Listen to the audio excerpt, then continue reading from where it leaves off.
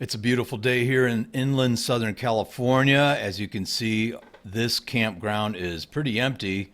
That's a rare sight here in SoCal.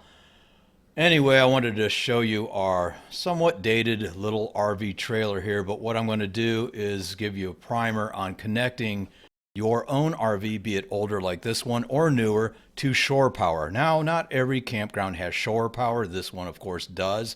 And I'm going to use an RV specific extension cord. This particular extension cord is made by a company called Trek Power. They make high quality products. Obviously, there are other manufacturers out there. Now, this particular extension cord, like I said, it's RV specific. So each end of this extension cord is designed only for RVs. It's not for home use. This particular cord is 25 feet long. That's quite a bit of length, more than enough in case you find yourself in a situation where your RV has to park some distance away from the shore power box. As you can see, this particular cord is super heavy duty. It's waterproof.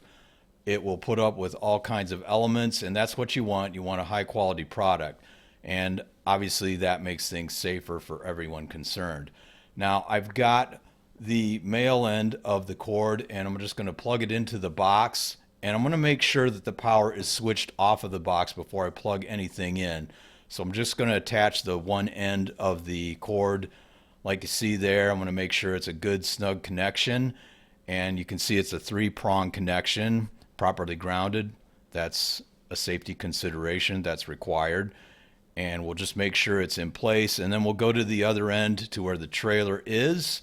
And I do have some cord that I can pull out of the trailer, but it's never going to be long enough. That's why you want a pretty good lengthy extension cord anyways. You can see there's the connection for the trailer end, and then I'll take the female end of the cord itself and I'll plug that all together, and then I'll go over to the shore power box and switch on our power. Now, most shore power boxes are going to give you different settings. This particular one has 30 amp and 20 amp. Some have 50 amp.